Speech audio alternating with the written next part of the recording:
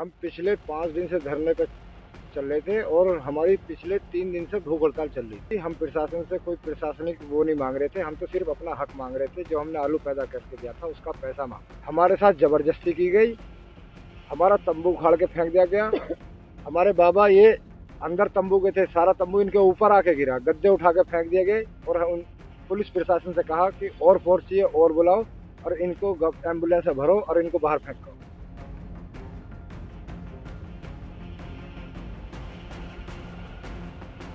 उत्तर प्रदेश के हापुड़ में किसान परेशान हैं। पहले तो केवल अपनी फसल के दाम ना मिलने से परेशान थे, लेकिन अब पुलिस ने भी उनके साथ ऐसा सुलूक किया है कि उनकी परेशानी बढ़ गई है।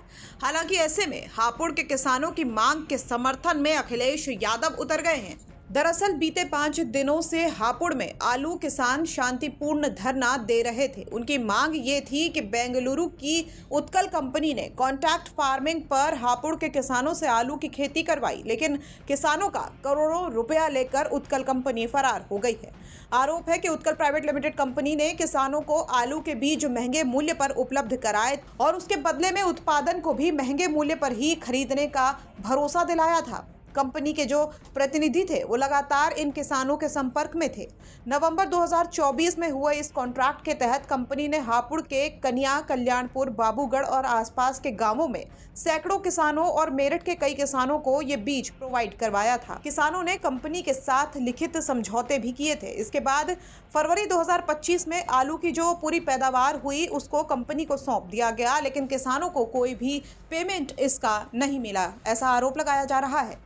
अब इस पूरे मामले पर कार्रवाई के लिए पीड़ित किसान जिला अधिकारी के ऑफिस के बाहर शांतिपूर्ण तरीके से भूख हड़ताल धरने पर बैठे हुए थे, लेकिन जिला प्रशासन ने जबरन उन्हें वहां से उठा दिया। किसानों को धरना स्थल से जबरन उठाकर ले जाने के लिए एम्बुलेंस भी बुलवाई गई थी। हम पिछले 5 दिन से धरने पे चल रहे थे और हमारी पिछले 3 दिन से भूख हड़ताल चल रही थी। कलेक्ट्रेट के बाद आप धरना दे रहे हैं, आपकी प्रशासन से क्या मांग है? हमारी प्रशासन से कोई वैसी मांग नहीं थी, हम प्रशासन से कोई प्रशासनिक वो नहीं मांग रहे थे, हम तो सिर्फ अपना हक मांग रहे थे। जो हमने आलू पैदा करके दिया था उसका पैसा मांग रहे थे कि हमारा कंपनी पैसा लूट कर ले गया, हमारा पैसा हमें दिलाया जाए। कौन सी कंपनी, कहाँ की कंपनी है? ये उत्कल ट्यूबर्स कंपनी है, बेंगलोर की कंपनी है। क्या इस मामले में कोई मुकदमा भी दर्ज किया गया है? इस मामले में 3 थानों में FIR हो चुकी हैं और अभी तक प्रशासनिक कोई कार्रवाई उसके बाद नहीं हुई है। आज सुबह क्या घटना हुई? आज सुबह ADM साहब आए। ADM साहब ने पहले आके सबसे हालचाल पूछे। हमने सबको उनके अपने स्वास्थ्य के बारे में जानकारी दी। हमारी तबीयत बिल्कुल ठीक है। उसने कहा कि आप भूख हड़ताल पे हैं, आप बीमार हैं, इन्हें एम्बुलेंस से भरो और इनके घर छोड़ आओ। क्या आपको जबरन एम्बुलेंस में बिठाया गया? हमारे साथ जबरदस्ती की गई, हमारा तंबू उखाड़ के फेंक दिया गया।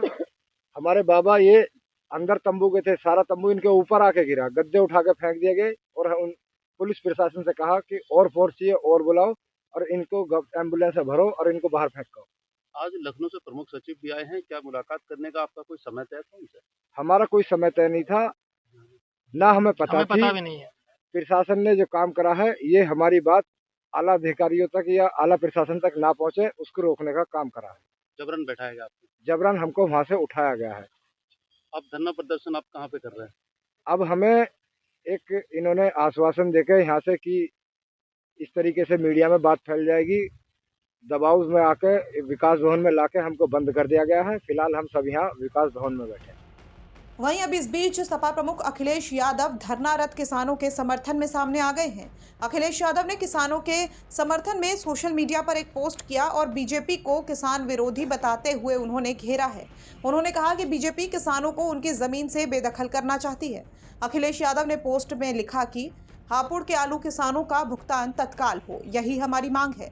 अगर ऐसा नहीं हुआ तो हम स्थानीय कार्यकर्ताओं से कहेंगे कि वो इस आंदोलन को और बड़ा बनाने के लिए अपना पूर्ण समर्थन दें। बीजेपी की ये चाल है कि वो खेती किसानी को इतना कष्टप्रद और कठिन बना देना चाहती है कि दुखी होकर किसान खेती करना ही छोड़ दे और थक हार कर हताश होकर अपने खेत और खेती भाजपाई धन्ना सेठों के हाथों में देने पर मजबूर हो जाए।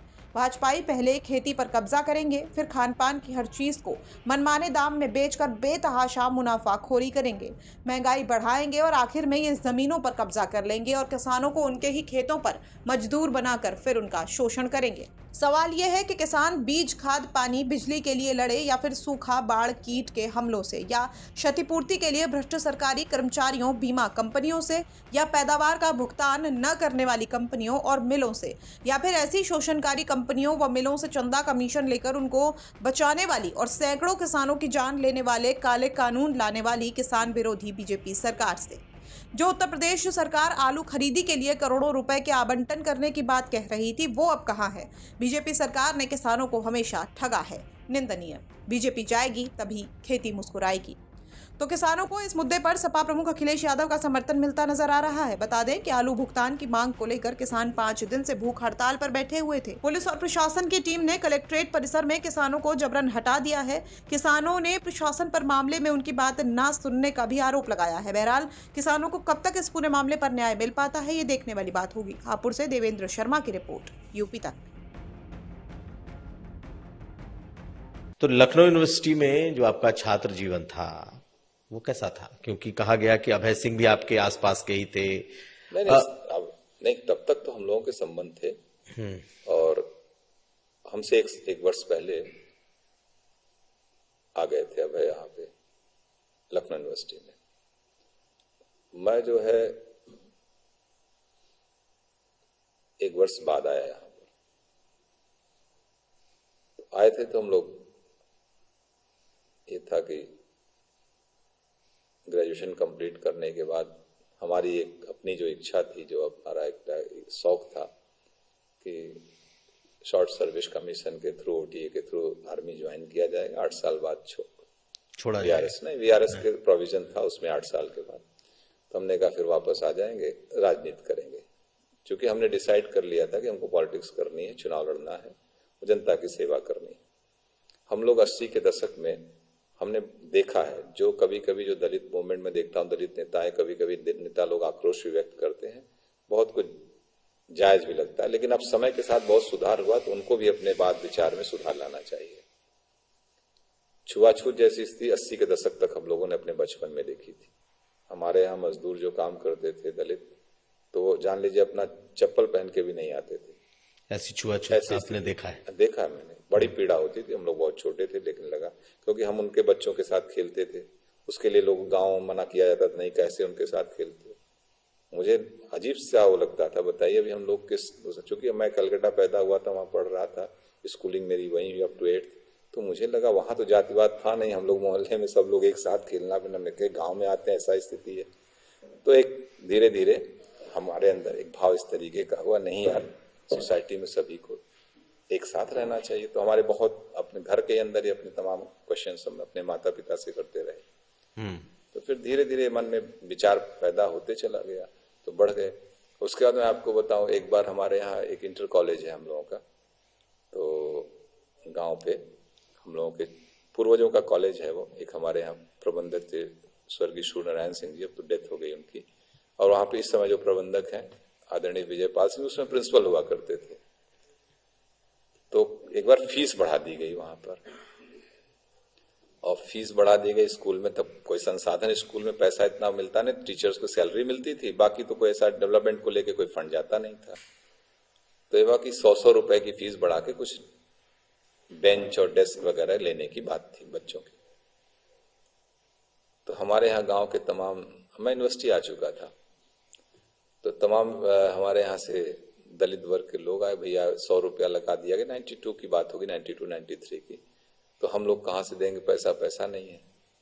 उस समय 40-50 रुपए मजदूरी पे काम करने वाले 100 रुपया उनके 3 दिन की मजदूरी हो गई भाई, 2 दिन की। तो मैं गया स्कूल में, मैंने कहा कि भाई आप हम लोगों से सवर्णों से लगा दीजिए, 200 रुपया लगा, लेकिन दलितों से पैसा मत लीजिए। ये आपने उस वक्त? हाँ, स्कूल जाके हम बंद करा दिए स्कूल। हमने कहा नहीं लेंगे। बड़ा बवाल हुआ, सबसे गार्जियन टाइप लोग थे, और मेरी उम्र कम थी उस समय, 18-20 साल उम्र थी। हमने क्या कहें, सब हमको लगे वो करने। हमने कहा नहीं, आप हम लोगों से एक्स्ट्रा ले लीजिए, लेकिन उन लोगों से छोड़ दीजिए, और छोड़ दिए फिर। खैर, तो एक मैं कहने का तात्पर्य इस तरीके का एक भाव था कि समाज में यार समाज का जो उपेक्षित तबका है, गरीब तबका है, हम सब भारत के नागरिक हैं, उनके उत्थान के लिए काम किया जाए तो अच्छा है। इस तरीके से एक राजनीतिक मन में सोच आ गई कि नहीं, इसके लिए बेस्ट प्लेटफॉर्म है राजनीति करके चुनाव लड़के जीत के आ जाए, जनता की सेवा की जाए।